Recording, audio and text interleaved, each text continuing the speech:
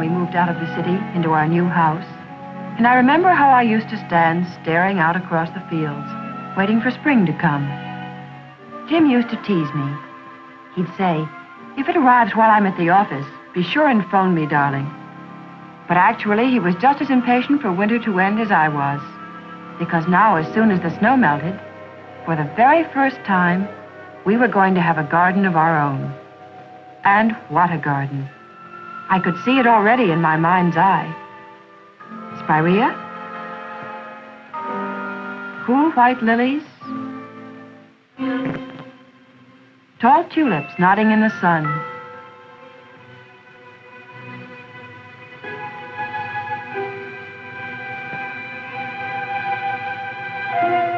And iris that would outdo an orchid.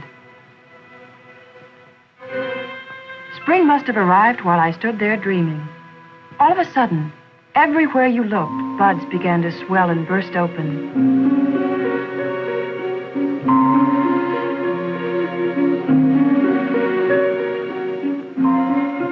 Leaves unfolded and lay on their backs, looking up at the sky.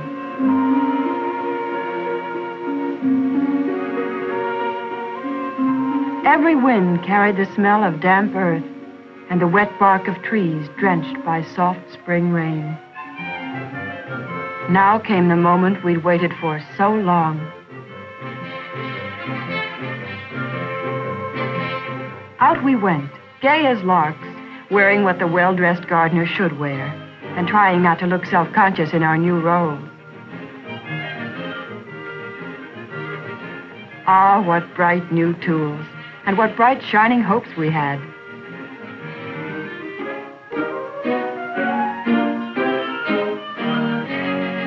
Brand new gloves over our tender city hands.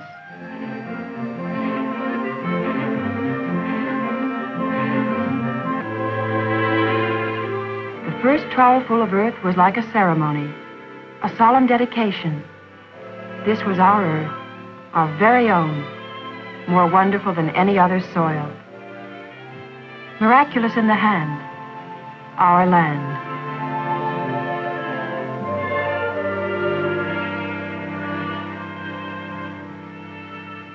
We really felt sorry for them. One look was all we needed to tell us that this charming young couple didn't know which end of a bulb was up.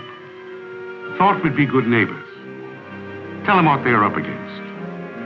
Give them a little friendly advice.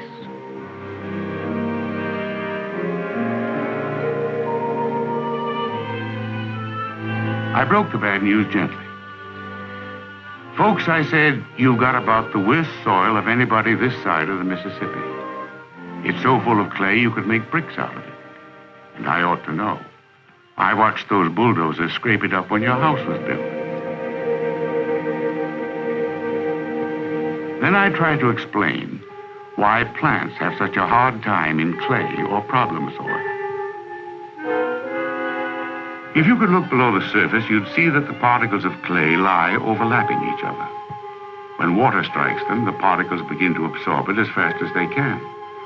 But the water expands them, makes them press more and more tightly together until the surface is sealed almost shut.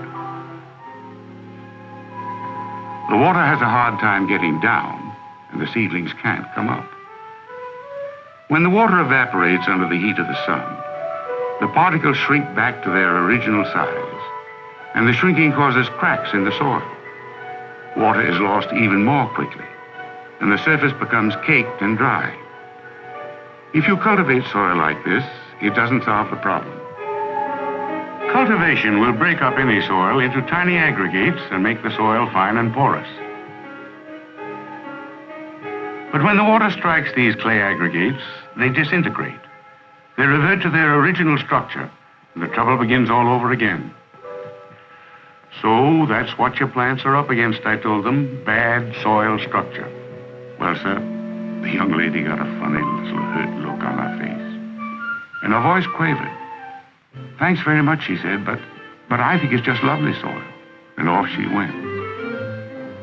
What can you do? Some people have to find out the hard way.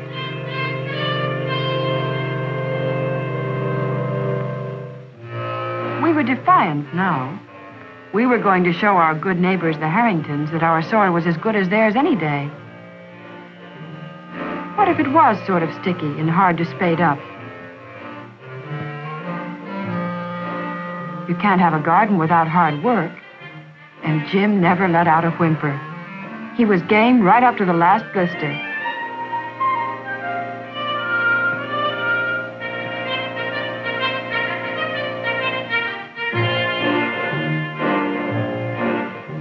Finally, the soil was ready. Carefully, oh so carefully, I laid out each row of the seed bed. Just the proper depth, the way the book said. I took a last look to make sure I hadn't made any mistakes. Then, the big moment. In went the seeds that were to become such beautiful flowers.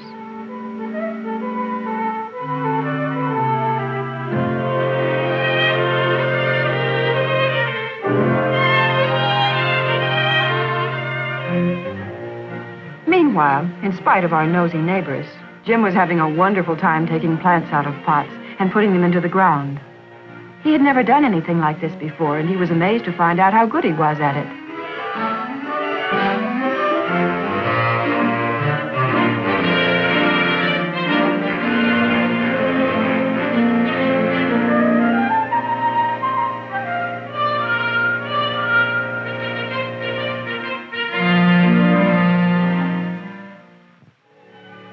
The weeks went by.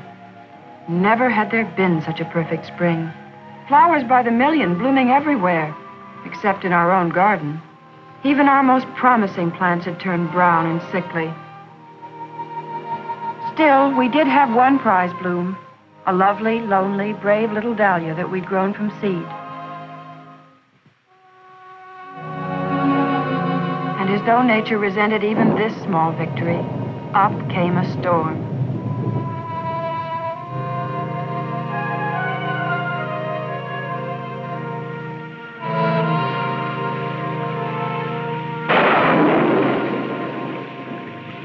That's when we found out that rain can be either a blessing or a catastrophe, depending on what your soil is like. For us, it was a catastrophe.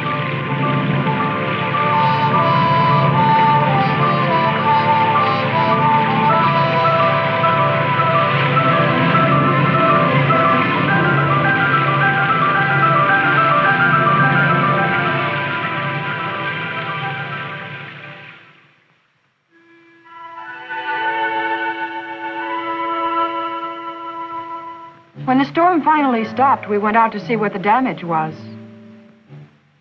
The rain had torn deep gashes in our soil. It had flooded the plants and stayed there in muddy puddles. We walked like a funeral procession through a swamp.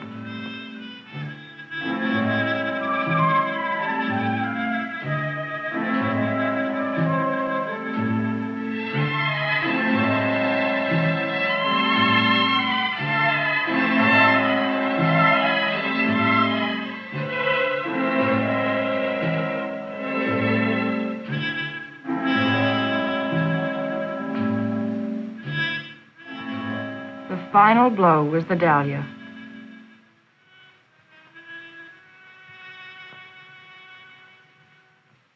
The storm didn't seem to have bothered Mrs. Harrington at all.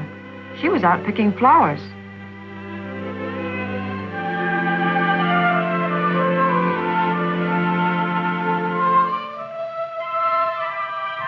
Imagine my consternation when I found out they were for me. I knew she meant well, but I didn't want her flowers. I wanted my own. After the ruinous rain, the earth slowly dried. It hardened and cracked.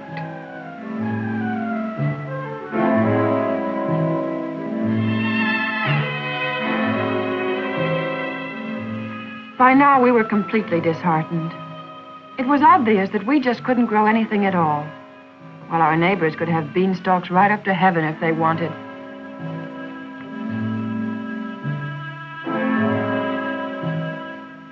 How did they do it? Well, why not ask them? So over we went to get the advice we should have taken in the first place.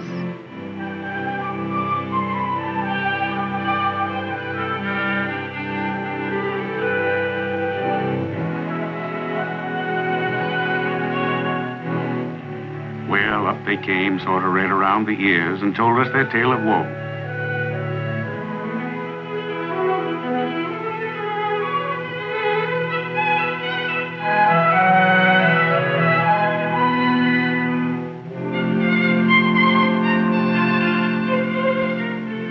When they got all through, I said, well, folks, don't get discouraged.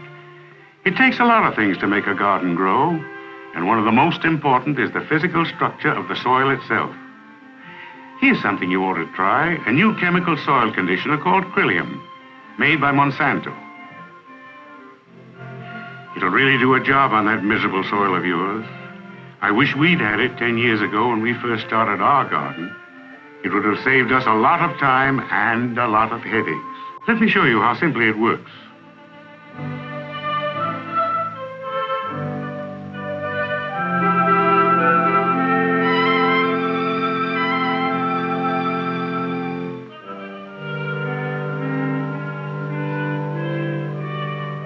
You just sprinkle a little on the turned-up earth and mix it in. Plants thrive in Krillium-treated soil, and I'll tell you why. When Krillium enters into clayey soil, a very remarkable thing happens, because Krillium is made up of molecules that have a very special character. Each molecule of Krillium is electrically charged, and each molecule exerts a powerful attractive force. When the soil is cultivated, the Krillium molecules become mixed in with the soil aggregates, and they immediately go to work. Their electrical charges cause them to be attracted toward each soil aggregate, and they fasten themselves into the soil particles, entangle themselves, and bind the particles together.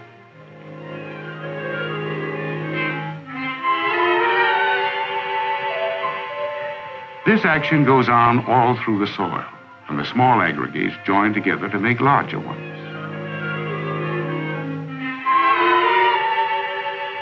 Now, when water strikes the soil, instead of disintegrating, the Krillium-bound soil aggregates hold their structure. The water is able to penetrate the porous soil easily. Some of it is absorbed and held by the aggregates. The rest moves down to the subsoil level as it should. Held in this way by the aggregates, the water is evenly distributed and available for plant use.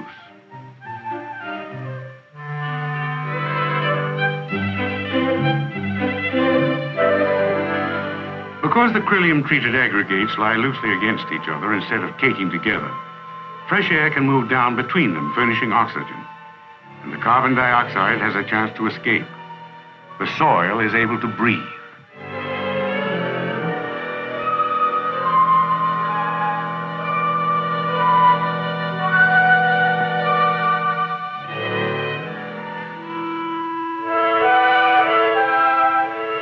I took a handful of Krillium-treated earth from my flower bed, and I told the young lady to pick up a handful from her side of the fence.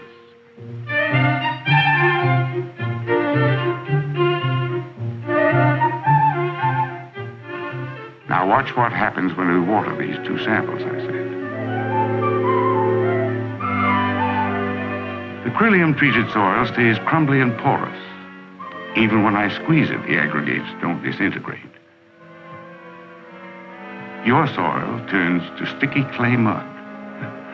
No wonder your plants couldn't grow in it.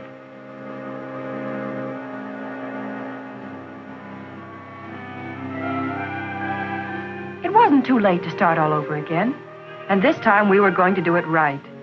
We got the Krillium and read the instructions that come inside the container.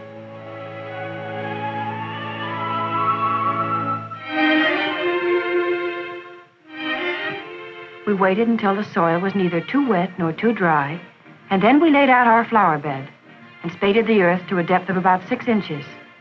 Mr. Harrington told us that would give us plenty of room for root development.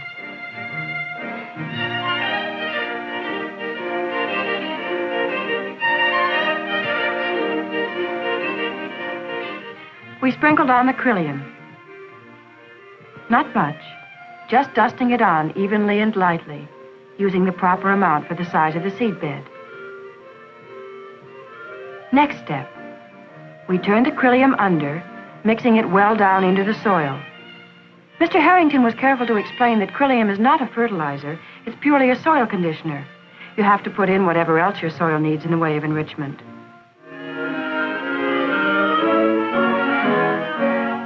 So after we had added the fertilizer, we fined the earth, breaking it up well, and raked it down smooth, so that the little seedlings wouldn't have to knock their tender heads against any big clods on the way up to the surface.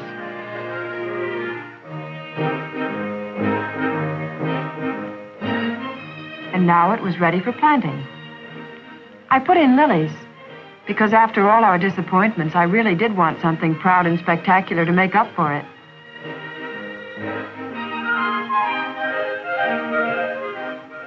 And we just got in under the wire with some hardy late annuals. We'd have a lot to show before frost.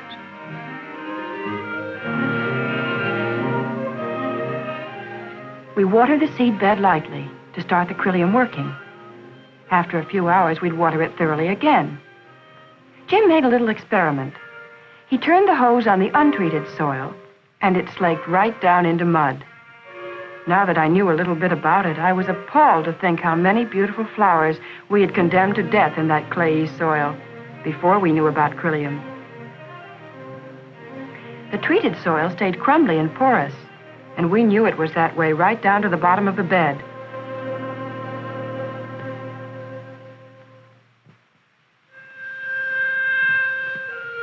When fall came, the kids were ready for a front lawn. They sure needed one.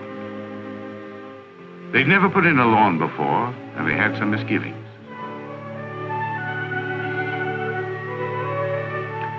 They had a problem, all right. It was quite a slope, and erosion had already gotten a bad start in some spots. If they had let it go, their topsoil would have gradually run right off down the street. Here was a job for Krillium to help with.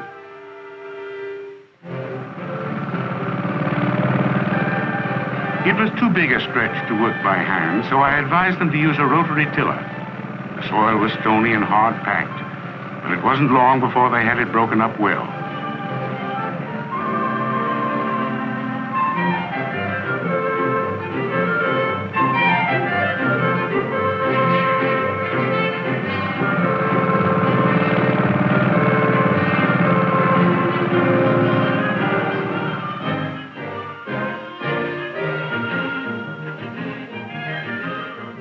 After they'd raked the area smooth, I told them to broadcast their seed.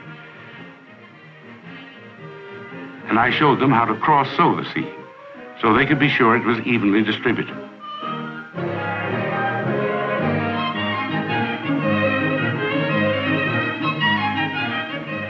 They smoothed out the overseeded spots, firmed down the seeds with an empty water roller. And then on top of it all, I told them to apply their Krillium.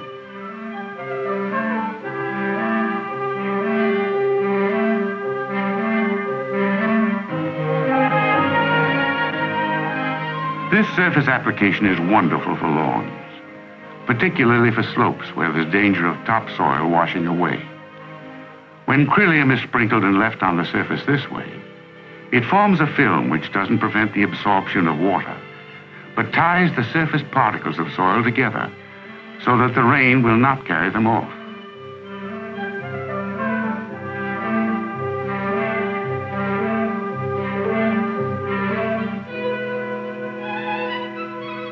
After the Krillium has been spread over the seeded lawn, you spray it lightly, just enough to wet the surface.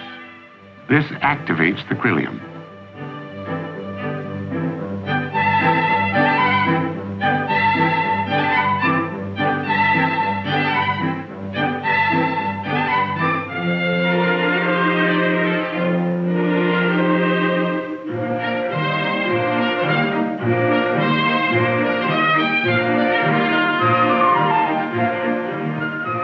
From now on, you don't have to worry about your lawn getting washed out before it germinates.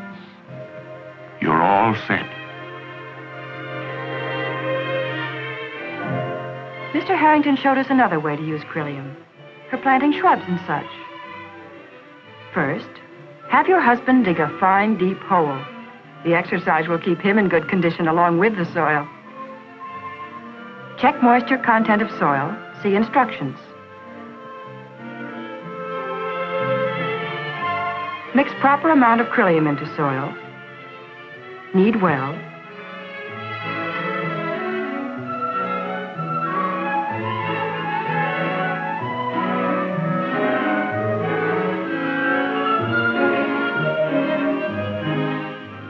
Put about 3 inches of treated soil into the hole first. Then set your shrub down on top of it.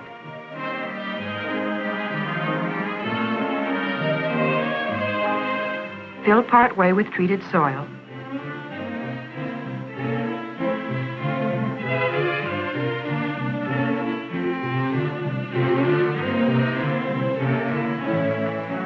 Trample down so there are no air pockets. Now, female ingenuity needed for this. Turn on hose and water lightly to activate the Krillium molecules.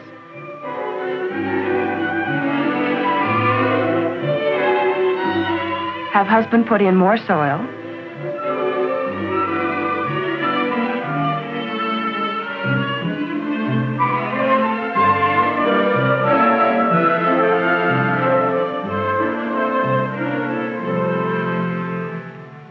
Sprinkle lightly, and remember to let the Krillium work for 8 hours before you water again thoroughly. Then, call neighbors to admire. We tried Krillium with soil for our window boxes, too. The directions are on the container. You can't go wrong. Just mix it into the earth well.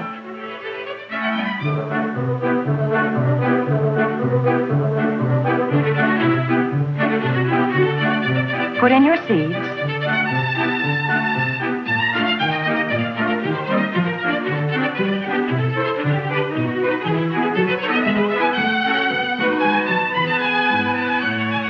Sprinkle.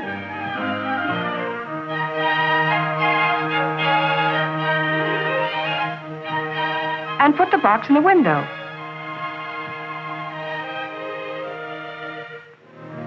You know what? We have a lawn. You know what? We have flowers in our window box. And slowly but surely, the garden I dreamed of has become a reality. The hard, disheartening earth that resisted all our efforts has become friendly, workable soil, yielding new miracles with every changing season.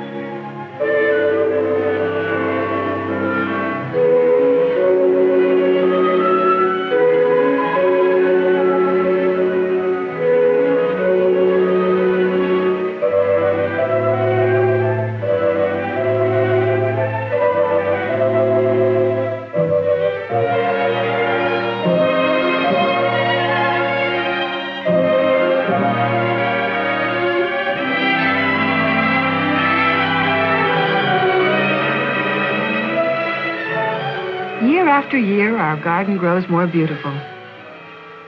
And every year, I observe a very personal anniversary. On this day, I pick an extra lavish bouquet and give it to my neighbor, both in thanks and in memory of a certain bouquet she once gave me before I was garden-wise.